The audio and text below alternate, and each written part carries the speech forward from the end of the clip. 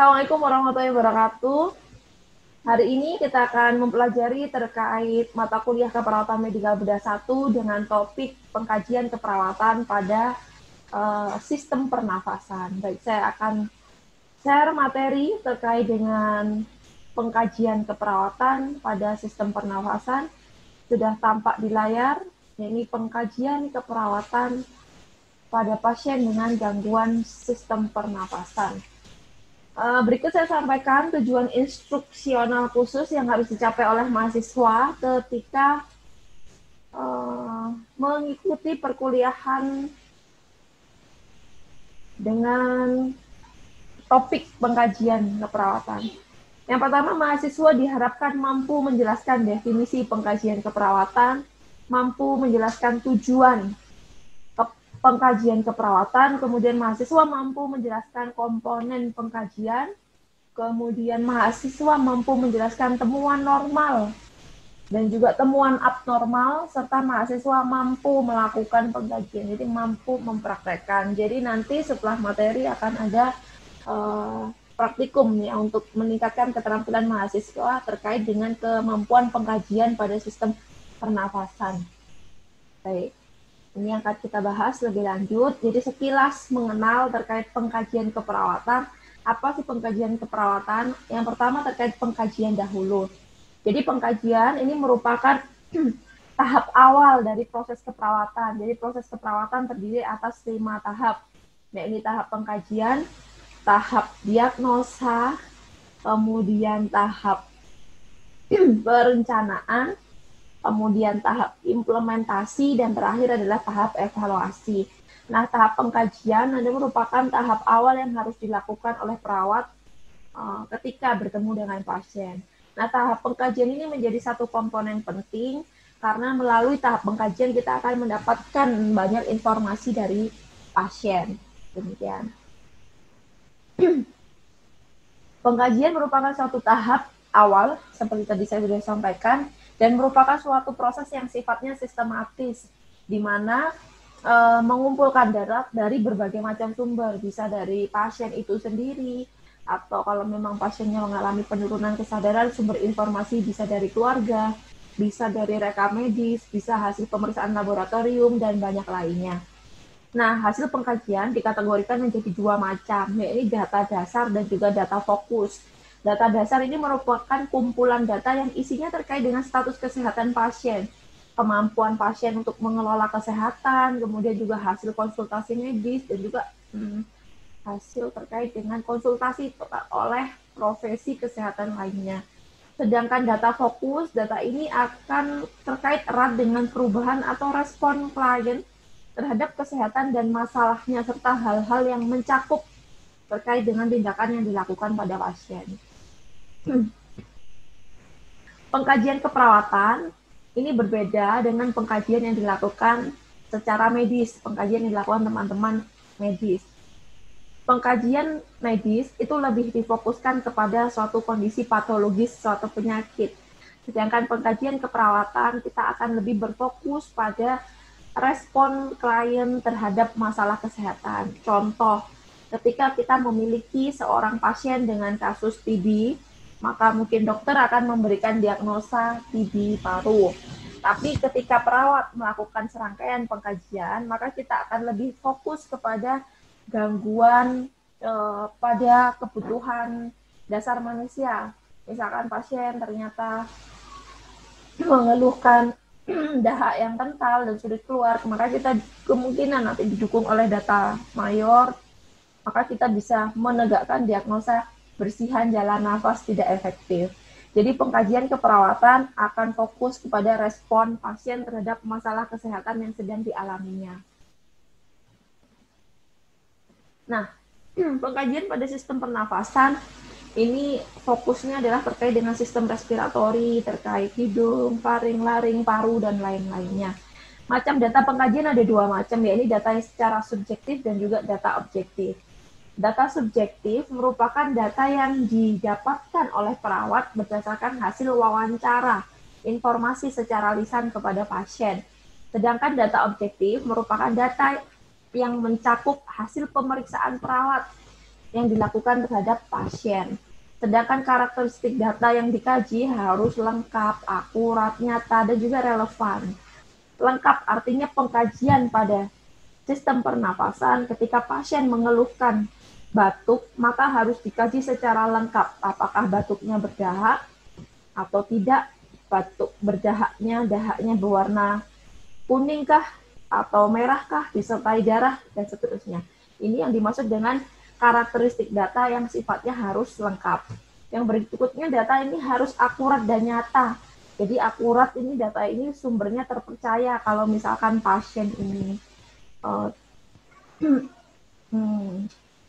masih anak-anak misalkan, maka data ini harus akurat, memang benar bahwa sumber informasinya memang dari pihak keluarga yang mengetahui kondisi pasien.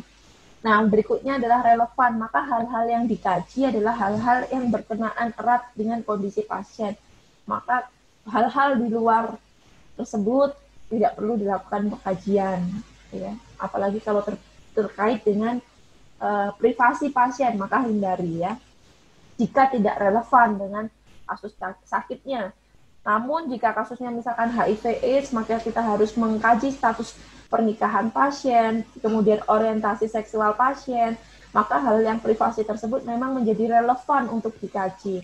Namun untuk kasus dengan TB paru, maka mungkin kiranya kurang relevan jika kita mengkaji hal-hal terkait contoh orientasi seksual seperti tadi yang saya sampaikan. Tujuan pengkajian sistem pernafasan ada beberapa hal. Kita ingin mengkaji secara umum status pasien, kemudian mengkaji fisiologi dan patofisiologinya, mengenal secara dini masalah baik aktual maupun masalah yang resiko, kemudian kita mengidentifikasi penyebab masalah, merencanakan cara mengatasi masalah tersebut. Ini metode pengumpulan data pada pasien.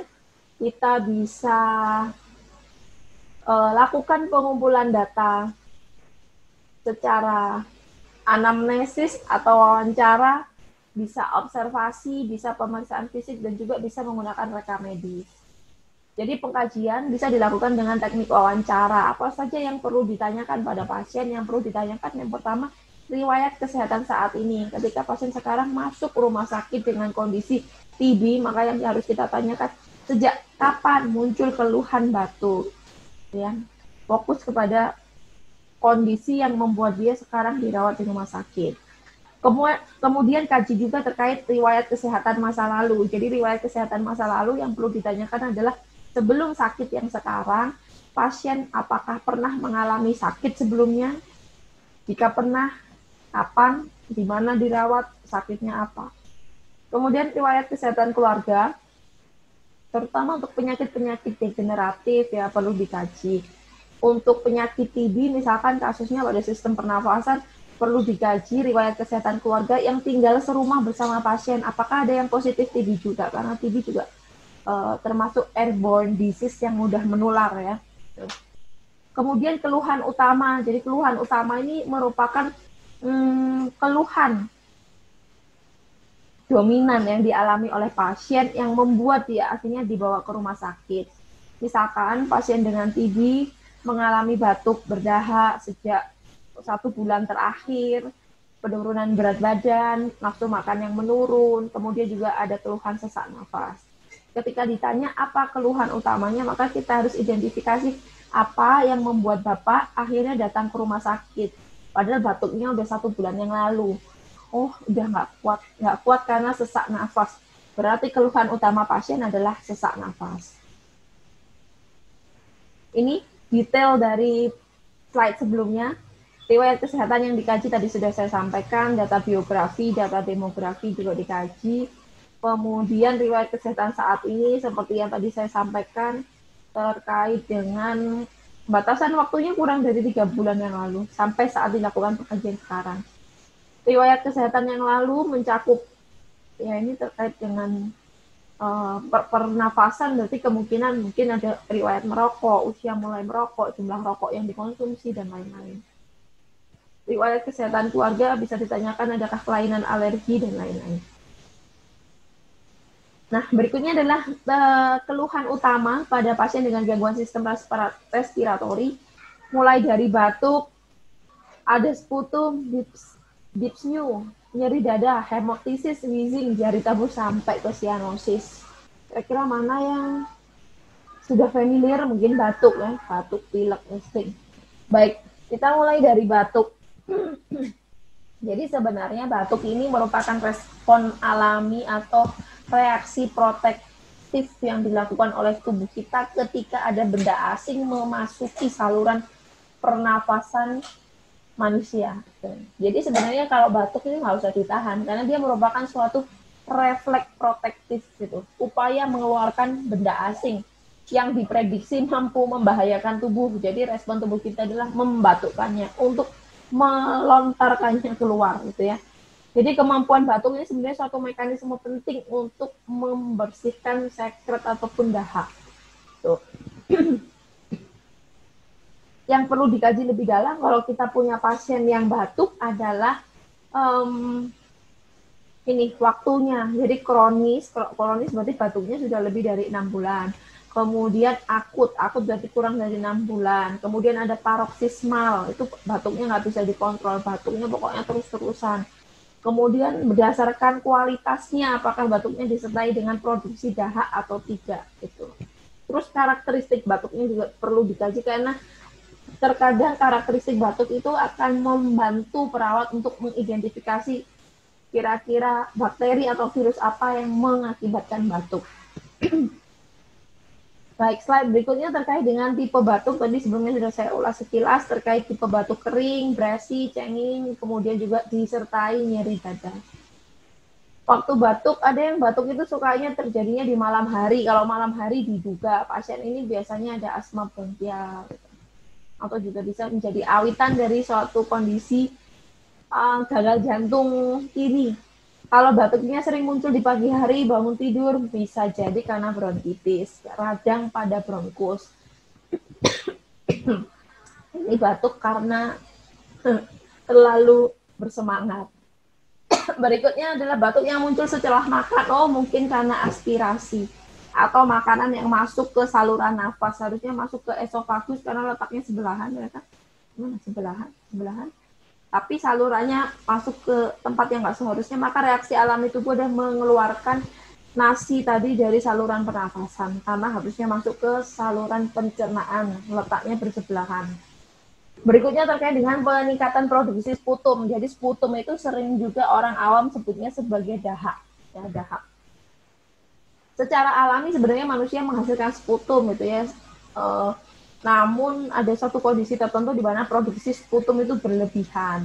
Jadi sputum ini sebenarnya isinya, jadi dahak yang keluar tuh komponennya, isinya ada lendir, debris seluler, mikroorganisme, darah, pus, dan juga benda asing yang diperangkap oleh si sputum supaya diajak keluar, ikut keluar bersama. Jadi kayak menjebak benda asing supaya ikut keluar.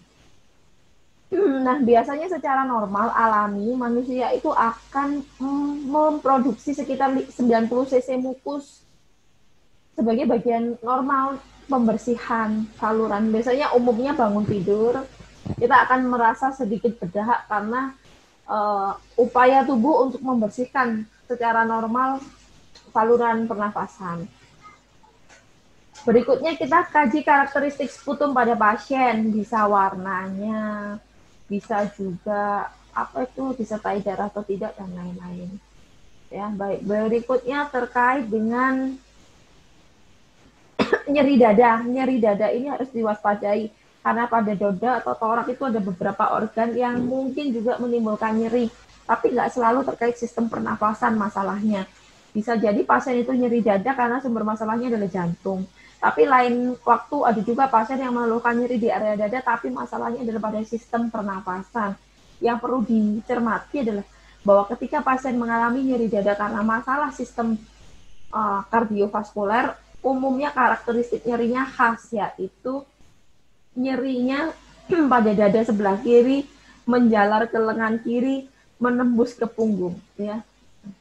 Kalau yang paru-paru lain. Baik, berikutnya adalah dyspnea. Dyspnea ini merupakan suatu persepsi sulit bernafas yang dialami oleh pasien. Subjektif sifatnya ya. Ini biasanya manifestasi klinis yang dialami pasien karena ya macam-macam sebabnya. Mungkin karena saluran pernafasannya spasme, bronkospasme yang sering dialami oleh pasien dengan asma ataupun penyebab-penyebab lain. Ya. Berikutnya hemoptisis. Hemoptisis hemop itu terkait dengan darah. Jadi dia pasien ini batuk darah. Khas kalau batuk darah pada pasien dengan gangguan di paru, biasanya darahnya adalah berwarna merah segar, biasanya dari disertai sputum plus darah, kemudian ada mungkin sedikit berbusa. Ya. Wheezing. Nah, wheezing itu adalah suatu suara nafas abnormal paru, di mana suaranya seperti apa itu ya, tinggi nadanya atau mengi disebutnya.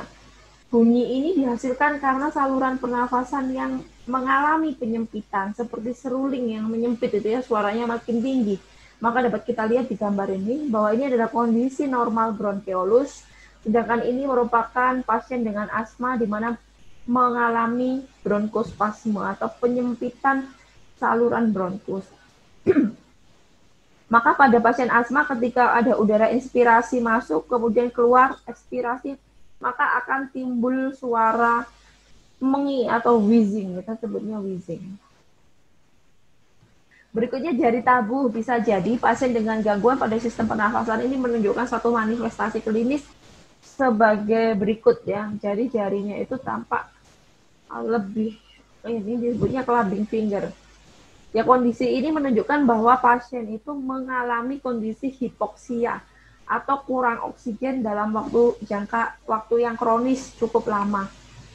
Jadi bentuk adaptasi tubuh itu dengan cara melebarkan kapiler di ujung-ujung ini dengan cara melebar, sehingga kalau kita lihat pasien ini jarinya seperti ini, seperti kebanyakan keseringan menabuh, kita lihat ya, clubbing finger. Berikutnya sianosis familiar sekali, sering.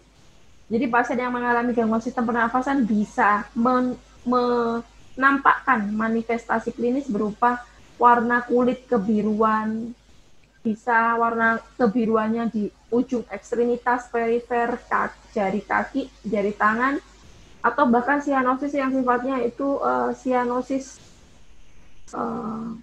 pada bibir, pada lidah, gitu. Itu berarti lebih berat kondisinya ya. Jadi sianosis perifer, itu perifer tuh artinya sianosis pada ujung-ujung jari, tangan. Kalau sianosis sentral, ini lebih berat lagi, berarti sianosisnya bisa di bibir, bisa di lidah. Ini pemeriksaan fisik pada pasien dengan gangguan sistem pernafasan, bisa inspeksi, palpasi, perkusi, auskultasi, dan lain-lain. Baik. Mungkin demikian yang bisa saya sampaikan terkait dengan pengantar materi untuk pemeriksaan fisik pada pasien dengan gangguan sistem pernafasan.